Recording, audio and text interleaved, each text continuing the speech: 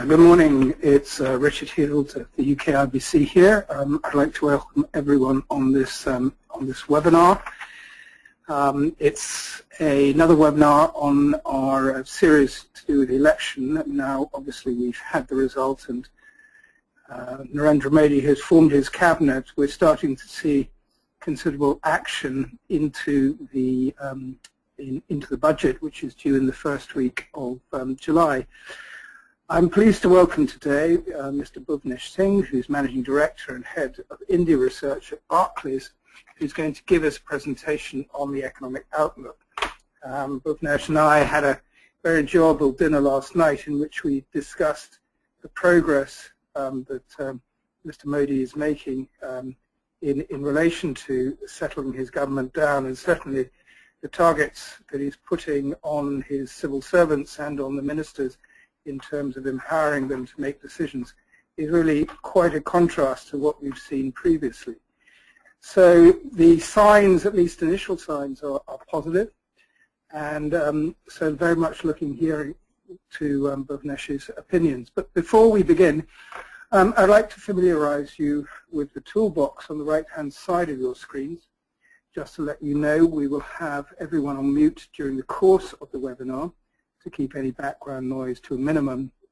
But if you have a question, please drop it into the little bracket on the toolbox on the right in the please type your question here box to send me your questions, and I will take it up during our question and answer session at the end.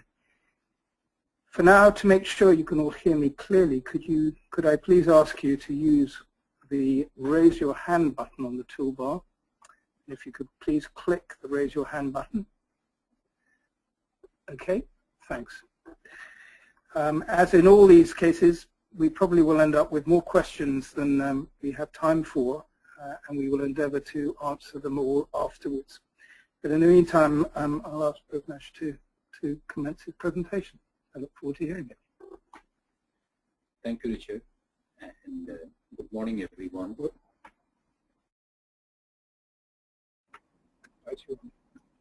Thank you, Richard. Good morning, everyone, and thanks a lot for making time to hear this webinar. I have been out on road now for nearly 1.5 weeks and traveling around Europe, meeting a number of investors. What I could see is that the investor interest in India right now could be at peak. I was not able to believe that this is the same investor set which I met last August and September, and how the sentiment towards India has changed. Now, just move to the next slide, please. The reason for this huge sentiment change is on the slide in front of you. We have a new government in place. Not only we have a new government, it is the first time for this generation of Indians that they have voted for a government and the government which came with majority. Last time we had a majority government in India, a single party getting majority in lower house of parliament. That was in 1984, so it has been 30 years, a long wait. Indians have responded this time to development theme which Mr. Modi has brought in. Again, this is the first time for independent India when the elections have been fought and won on the theme of development. We had a number of things earlier, religion, caste, subsidies, foreign hand, but now India is voting for development. This is a big change. Finally, if you see the slide in front of you, the bottom chart over there tells you what has been the turnout in the general election. Highest turnout since independence for India. Compared to the last election, the turnout was close to 10% higher. This tells you that the new India which we are talking about today is the India which votes for development, which thinks about development, where suddenly the economic priorities has triumphed over eons old priorities of caste, customs, religions, and now the young ones, they want jobs, they want growth, and they want to become rich. So that is where we are. Next slide, please. Now, this is what the report card of India in terms of two critical economic indicator has been for the past 15 years. The UPA1 and UPA2 refers to the first 5 years and the next 5 years of the Congress government which we have seen. The first 5 years, excellent performance. To some extent, this was also driven by the excellent global growth, huge amount of fund flows in India. But over the last 3 years, we saw a significant slowdown in terms of growth, and we saw a significantly higher inflation rate. The inflation rate presented here is the wholesale price index. If I look at a consumer price index, it has stayed above 10% for the past 3 to 4 years.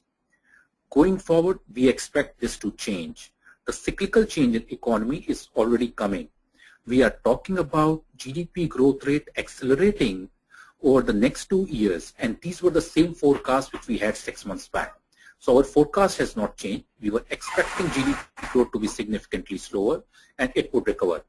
Similarly, inflation is coming off. WPI would be flattish around 5.5% going forward, but we would expect CPI would also come off as food inflation comes down. Next slide, please.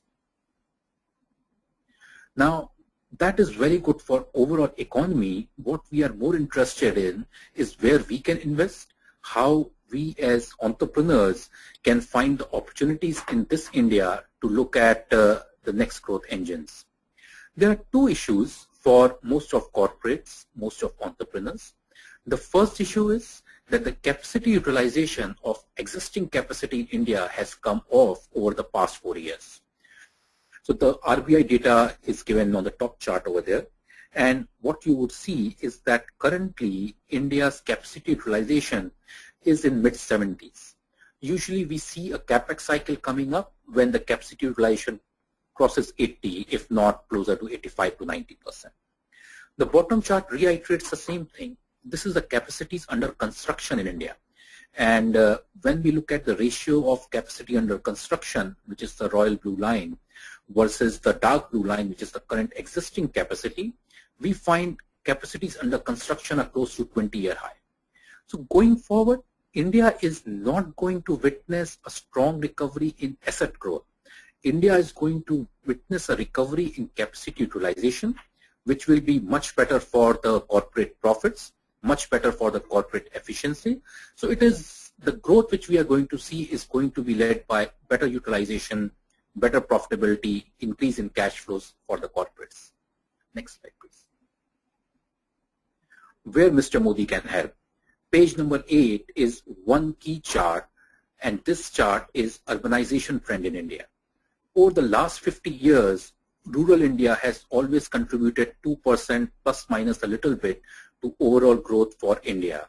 It has been urban India which led India to close to a 7% growth for the last decade. Rural India was still at 2, but urban India grew close to 5.7%. Now, this is something which we require to happen over the next decade too. Mr. Modi in Gujarat has focused a lot on infrastructure, focused a lot on urbanization. He today is talking about building 100 new cities around the Golden Quadrilateral, a network of roads in India. He's talking about the high-speed rails. This is the investment which we need in India. Next slide, please. The opportunity over there would be urban consumption, urban infrastructure. Now, GDP per capita wise, India is already at a stage where consumption could accelerate sharply over the next decade. And this is where the critical urban consumption, more of McDonald's, more of Domino's Pizza, or more of consumer durables, that would work instead of a mass market product. In terms of infrastructure, urban roads, urban transports, various other urban sewerage, urban water supply, these are the issues which I think would be key growth areas going forward. Next one. Now, what he needs to do, the top slide, the top chart on page number 10 tells you that where exactly most CEOs are, what most CEOs are complaining about. Look at the bottom 5 things over there. These are the 5 issues with the longest bars and where most of the complaints are. Inadequate supply of infrastructure. This necessarily requires a lot of investments. But the next 4 points, inefficient government bureaucracy, corruption, tax regulations, policy instability, these are not the issues which require investment by the government. These are the issues which require India's administrative machinery to become more efficient. This is where we think we would see the maximum impact of the new government. The new government has made the right start, talking more about that it would be the minimum government and maximum governance plan. This is what we like. It would be more of bureaucrats and technocrats running the show, but also very much performance driven. It is one of the smallest cabinet over the past 2 decades which Mr. Modi has built. These are exactly the things which we would expect the government to do. Focus more on administration, focus more on coordination, rather than focusing on just adding new ministries, for example. So coal and power ministry are combined in India today. Now, the big problem for the power sector in India is availability of coal. What better way to deal with it but to get the same minister looking at both the issues? So I think the government is taking the right steps, at least initially. Next slide, please. Critical reforms which we need now. On the overall top-down front, what we are looking at is very simple reforms. For example, goods and services tax. The previous government has been talking about it for the past 4 or 5 years. Just getting this tax in the country, we will significantly reduce overhead costs. We will improve GDP growth. We will just make the entire country more efficient. Then we need reforms in the overall tax laws. There has to be a clear and consistent tax regime. We should not have an issue like Vodafone again. It should be resolved right in the beginning. We hope that the new government will look at these things and would do away with the various retrospective tax amendments which they have talked about. From the budget perspective, we require government to rein in spending, especially in subsidies. There has to be a focus on reducing the gross fiscal deficit. There has to be a focus on to reduce the impact of redistribution of wealth and spend money more in terms of growth. Next slide, please. Now, here is a long list of reforms which we would like in various sectors. Infrastructure is at top because it is maybe the biggest issue which India faces, but even in real estate sector, capital goods, materials, financials, across these sectors we have given a number of reforms. We are hopeful that the government over the next 3 to 5 year terms would be able to implement a lot of these reforms, and that would go a long way in improving the efficiency of corporate India. I would just stop here for any questions or any commentary from you all. Richard, back to you. Thank you very much, Bhuvnesh. Can I just ask, before we start getting questions through, can I possibly ask, obviously we have the budget coming up at the beginning of July.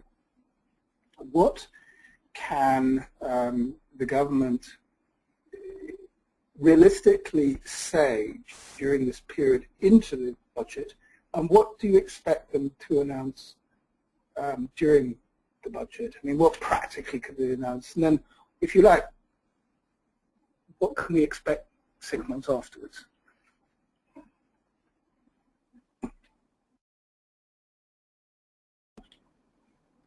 I think over the next 6 months, the focus on administrative reforms would ensure that there would not be any big and significant policy changes. For the next 6 months, what I would expect the government to do is to resolve the number of approvals which variety of projects are required in India. Environmental approvals will be the first point. A lot of projects in India are stuck because of a lack of a few environmental approvals. We hope that it changes. Secondly, a lot of infrastructure projects are not well coordinated, not well started. Like, look at Mumbai Airport.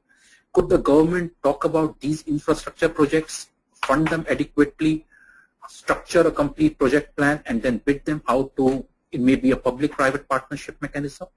So these are the two issues which we think are low-hanging fruit from the economic perspective, which the government can do. Within the budget, we would expect that the government should tackle subsidies head-on. The subsidy burden in India, a direct subsidy burden would be around 2.5% of GDP for the central government. Looking at the indirect subsidies, it would be close to 5% of GDP. This is not something which a country, an emerging country like India can afford. So going forward, this expense should reduce and we would have more expenses in terms of investment. So that is one thing. Second thing, whether in budget or around that, we want government to come out with some clarification on the tax norms. And this we think is required to just give the comfort back not only to foreign investors but also to domestic entrepreneurs. So hopefully government so far has been talking about it. So hopefully they will take some right steps on this.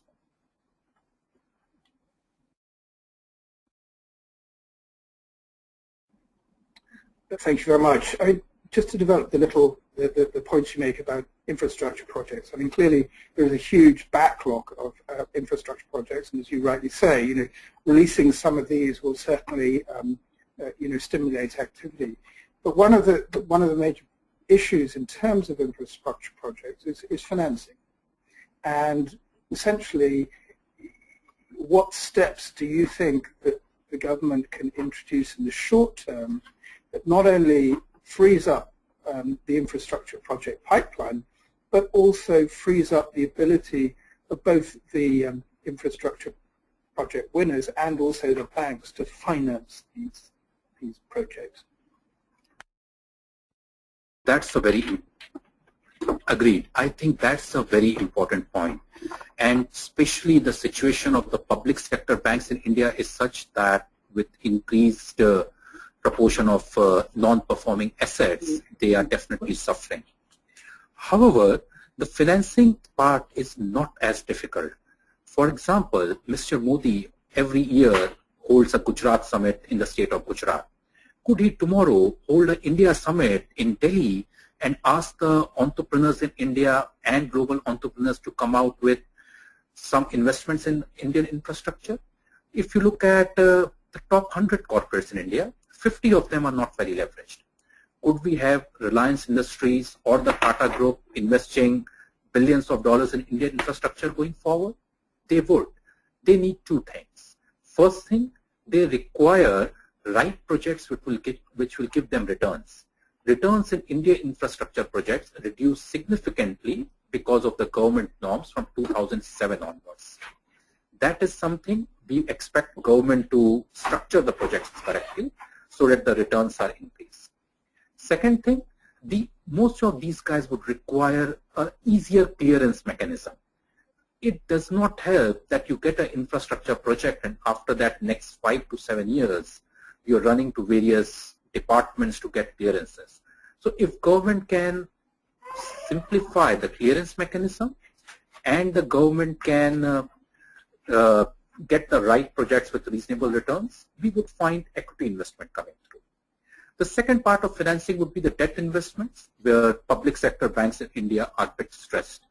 Over here, government will need to go for the foreign banks, and we are pretty sure that a number of banks in Japan, a number of banks in China, a few European banks would be willing to finance reasonable return projects which are backed by strong promoters in India and globally.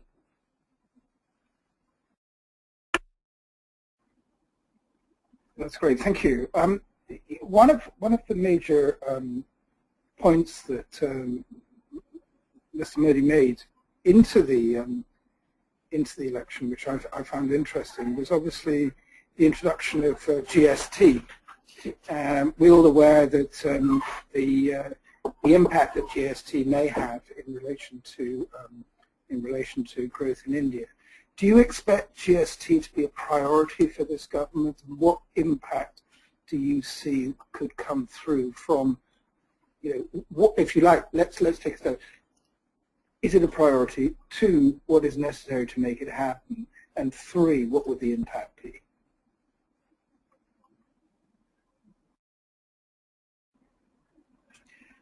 It has to be a priority, but let us be candid. It was a priority of Congress government too. And the central government do realize that this is important to reduce the friction and improve the growth of the overall corporate sector. Problem in that would be more of a political alliances which are there. For GST is largely a state subject. So you do not only need the central government to sign off on this, you need a majority of states to agree with this, which might depend on how much of a political goodwill does Mr. Modi has, not only with BJP or BJP allied parties ruling states, but even with Congress party. or even with other parties who are opposed to BJP, at least in the parliamentary election. So it requires a political goodwill. I do not know whether it exists in India right now, but it will depend a lot on the government floor managers on building those alliances, building those relationships, and ensuring and assuring all political parties that their states will be taken care of. If it happens, the critical thing is that right now the tax laws in India are very cumbersome. If it is a company based in Delhi who wants to sell something in the state of Bihar, and they will have to pass through 3 to 4 states just to make that sale. And to make that sale in every state, they would need to register a corporation so as to ensure from one state to other state the sale has happened. That paperwork, that entry of tax inspectors at every warehouse, things like this could reduce significantly. So various estimates say that just by introduction of a national level GST, we could have India's GDP growth improving by anywhere between 80 to 100 basis points. Now, that is a very big number, 0.8 to 1% improvement in growth just by one law. So it would be significant.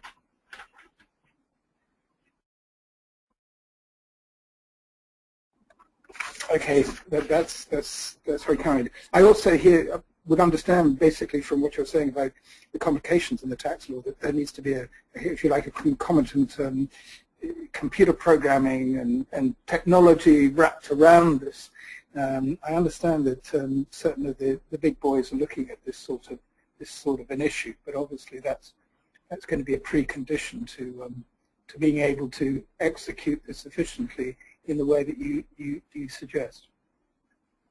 But let me move on. We have a, I always think, an unfair question for an economist, which is all to do with forecasts of exchange rates. But I'm going to couch that in a slightly different way, if I may, which is, clearly the program that is being anticipated, the changes that are being anticipated, is going to require significant amounts of inbound investment, both in the form of FII and FDI.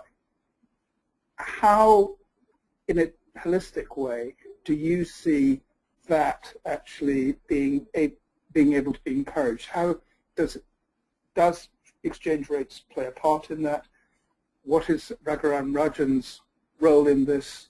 How do you see the government being able to encourage that sort of inflows, which I think are going to be necessary to take this program forward?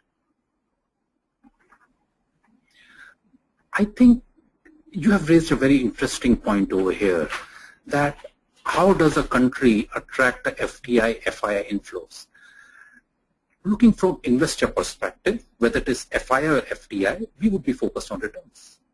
And we would be focused on what are the risks in various investments and what are the returns we get. Critical for Mr. Modi, along with Mr. Rajan, would be to ensure that returns are reasonable for the risk. And one reason why risks in emerging markets and risks specifically in India have risen of late is policy instability. With policy instability, whichever type of investors they are not able to think about risk right up front. They do not know what things can change. Can Mr. Modi ensure that policies are much better framed? Can we have approval process which is much simpler? So for a POSCO taking a decade just to get land acquisition in Orissa, if instead of a decade it was a 2-year term, so if they would have got this land in 2005, there was a great market in iron ore and steel from 2005 to 2008. They completely missed that because they did not get the land. They could not start their iron and steel plant in time. So that would be critical.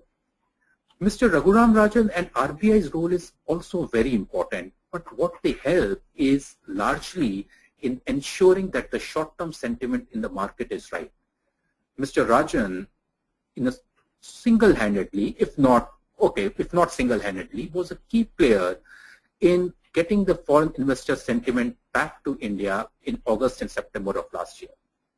He's a very well-respected figure, not only in India but also abroad, And we are pretty sure that the current government realizes that.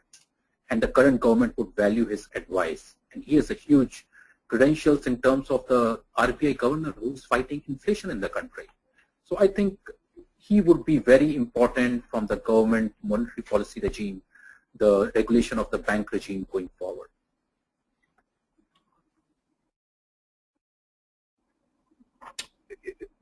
If we take that last point, because clearly everything is interconnected, and the liberalization of the financial services sector is something that clearly is terribly important in terms of infrastructure, developing financial products that will support and sustain this.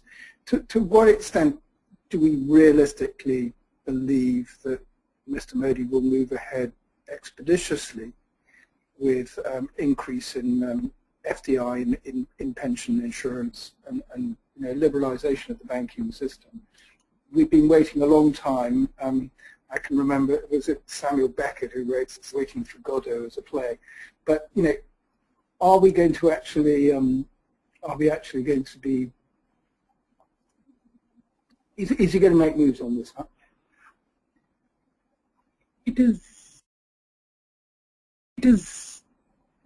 yeah, this is something which we have been waiting for some time, but in my view, there are a number of easier steps which he can take to improve the economy over the next 6 to 12 months. Should an insurance bill increase FDI in pensions or significant reforms in the banking sector be the first item on his agenda? Maybe unlikely. I think over the next 6 to 12 months, the items on his agenda would be simpler items, administrative reforms, administrative approvals, resolving the current outstanding issues on tax. But these are the things, if we start thinking about India over the next decade perspective, we need to resolve, we need to allow foreign capital to come in just to ensure that the growth of India is not impeded over a longer term. Mr. Modi in state of Gujarat has been a very open chief minister. So, for example, he has taken at least 4 visits to China over the last decade. So he is very willing to learn from the economies which are doing things well, and he's very willing to change. He's very willing to ensure administrative reforms so that things change for his own state. So I'm sure that he will carry the same positive feeling for the at the national level too. But I would not expect insurance or pension reforms to be the first item in his agenda, or to be there at all for next 12 months maybe.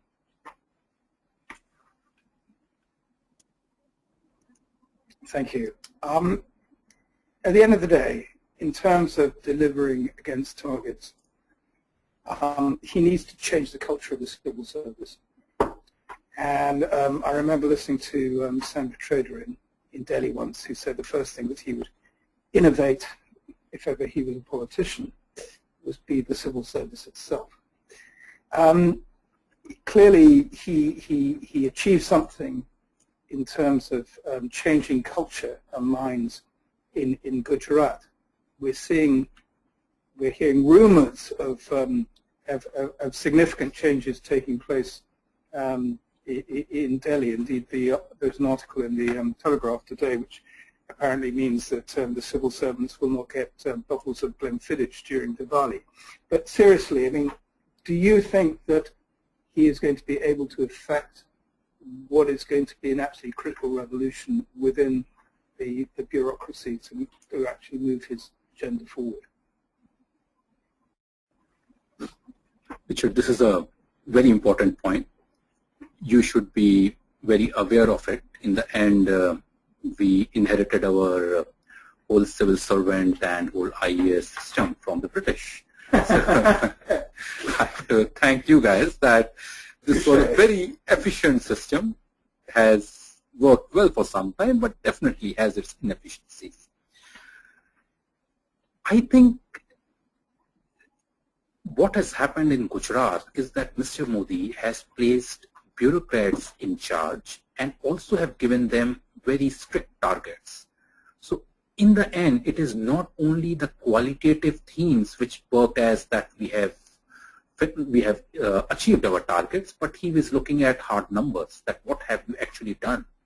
So what we need to bring in our civil service is that this culture of responsibility, this culture of results.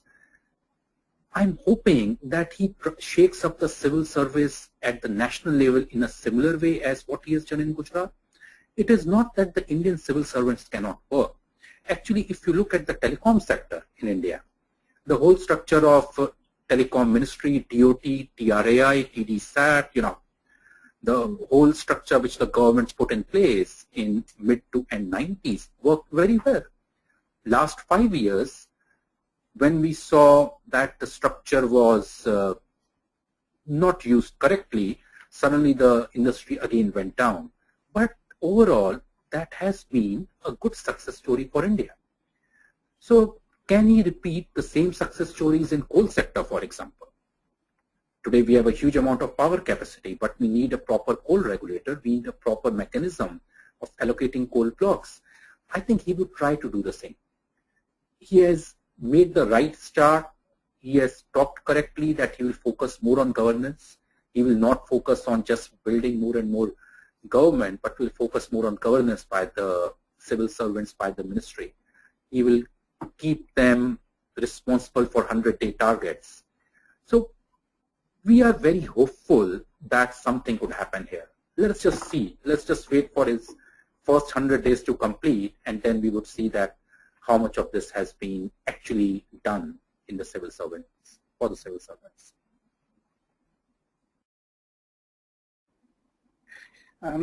You mentioned an absolute critical part of, I think, his agenda and also success in India going forward, which is the power sector.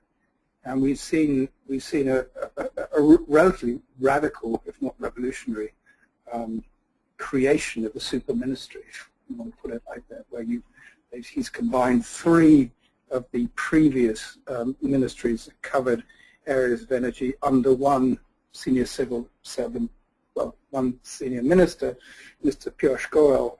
Admittedly, Mr. Goyal has his experience is not in government. It's in, they want to say, investment banking and being a businessman. But nevertheless, it shows an intent. To what extent do you feel that we are going to see a really radical approach as far as liberalization in the energy sector? How do you think that will take place? We've heard discussions and articles surrounding, dare I say it, the word privatization as opposed to disinvestment. How do you see this moving forward, and what opportunities are there for businesses in such a restructuring?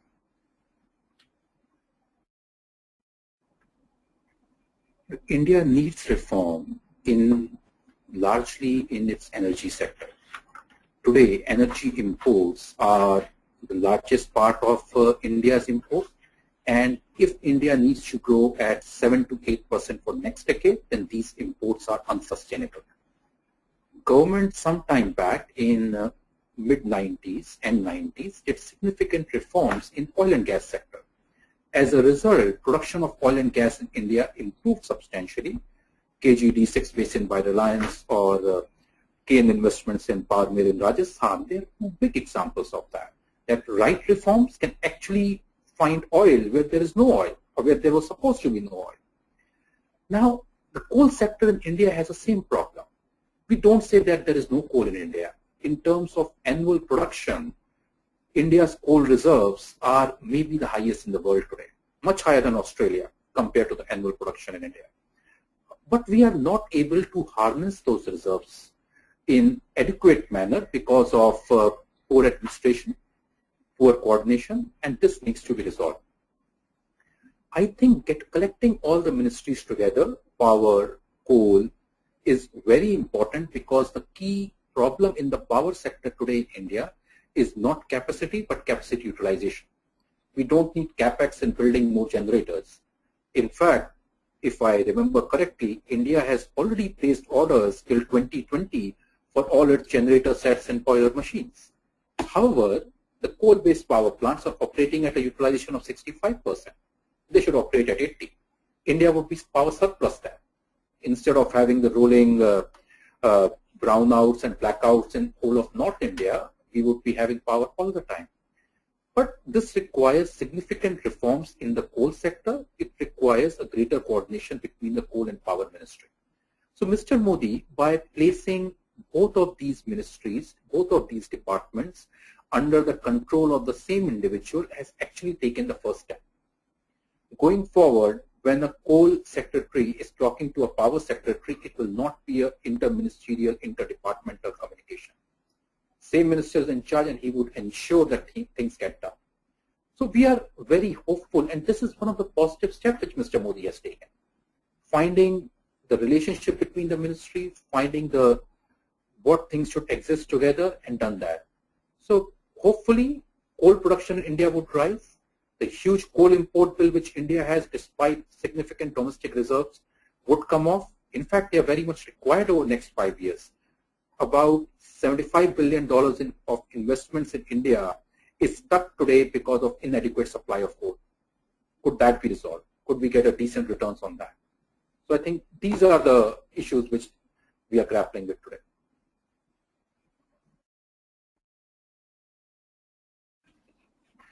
Thank you. If we maybe shift focus slightly, no pun intended, but onto defence. There has been persistent comments coming out of Delhi that looking at defence procurement processes, trying to speed up the procurement process, looking at increasing indigenization in manufacturing, etc., is a priority of this government. And certainly, India is recognized as having one of the largest defence budgets, but they seem to have an inability to spend the money.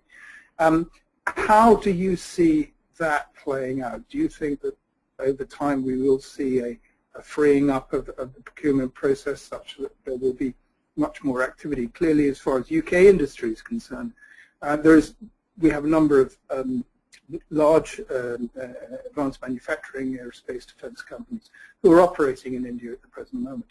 And they're very, very focused on, not they, but also their supply chain as well, is very focused on seeing an increase in activity in that area, where they have been historically very frustrated. I mean, what's your perception as far as that's concerned?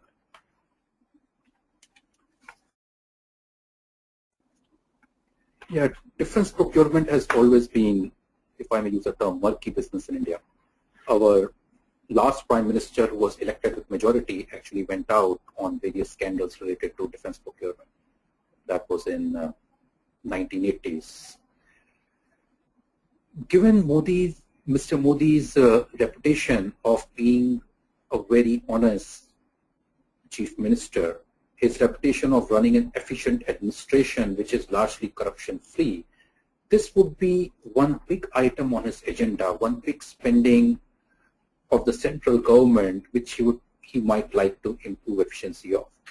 Mr. Arun Shourie is in charge of both finance and defense ministry, and he, being a lawyer, given his experience and everything, he could prove to be a very efficient minister and efficient administrator of this.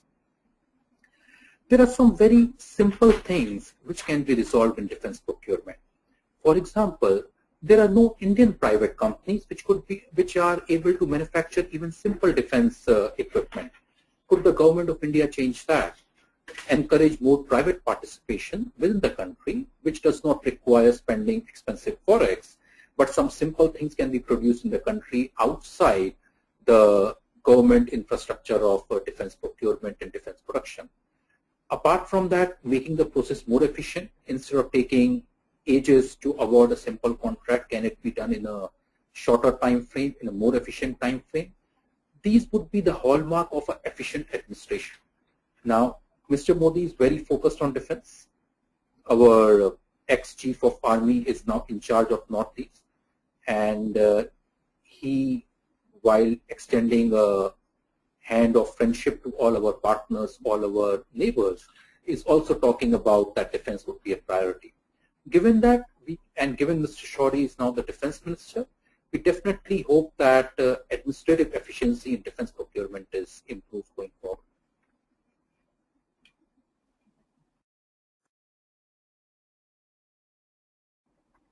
Okay, that's helpful. Thank you. I'm wanting to, in the concluding questions, I'm wanting to slightly shift the emphasis because we've got certain questions that have come in relation to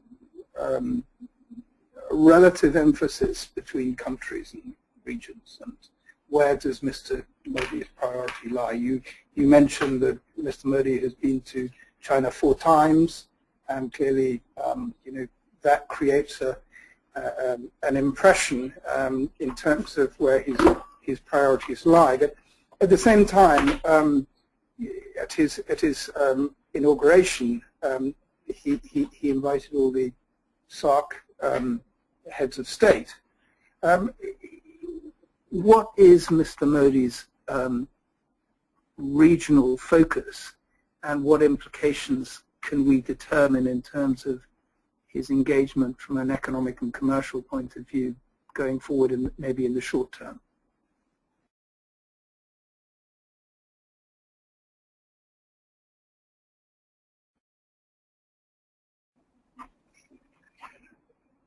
No nation can be powerful, no nation can be rich without having the good intentions, good feelings, good support from its neighbors.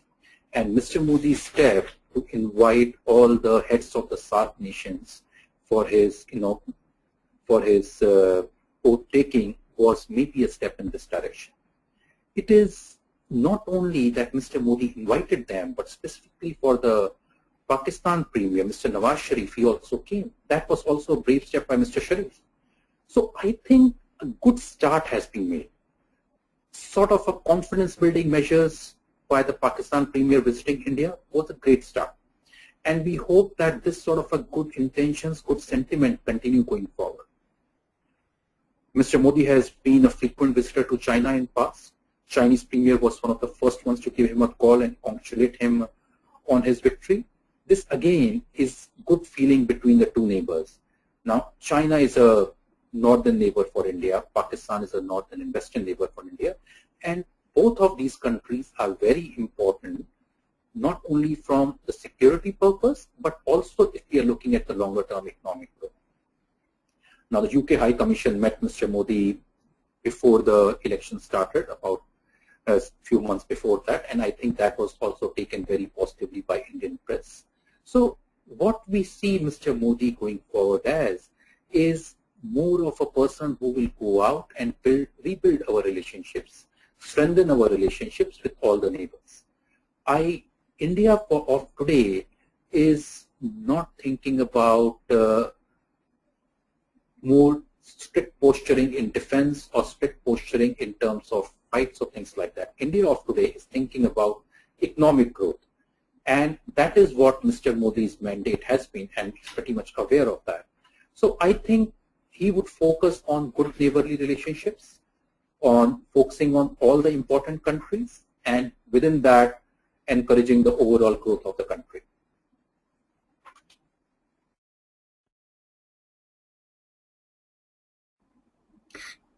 You mentioned the visit of Sir James Bevan to Gujarat during the Vibrant Gujarat, and clearly we've had governmental exchanges.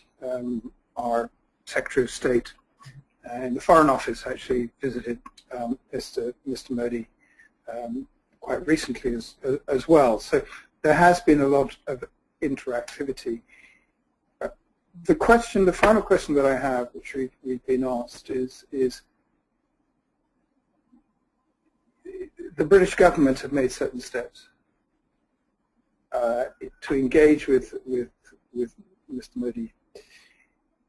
Will that translate into new business opportunities? Will it change the mood music, if you like? Or are there other things that either the government or UK business collectively and or individually should be focusing on? What's your view on that?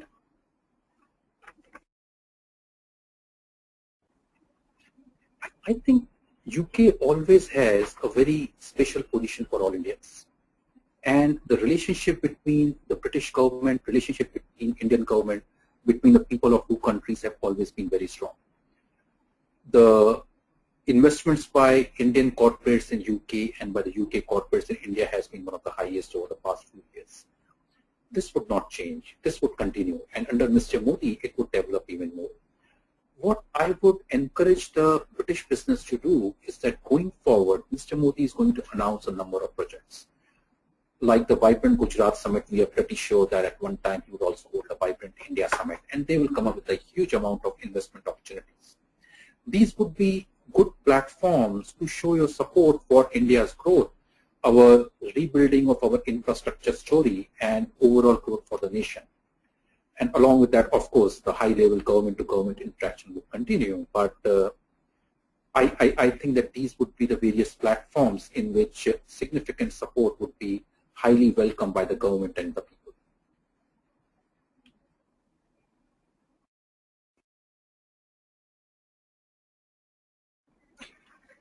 So we have work to do, I think. That's what I take away. Look, thank you very much, Bhuvnesh, for your comments. It's been a very wide-ranging, very interesting discussion, and as always, we've recorded it. We have your presentation. It will be available online to those people who are online, and also to everyone who registered to this. I don't know whether you encourage people to have your email address, but certainly we can make it available to people should they wish to contact you directly, because I'm sure that people would value your opinions. But I hope, as far as people listening are concerned, that this webinar was as valuable to you as it was to me. If you have any feedback or comments about today's session, or a session that you want us to do in the future, possibly even have Bhuvnesh back if he hasn't found the whole experience too traumatic, but feel free to get in touch with us. And as ever, thank you very much for joining us.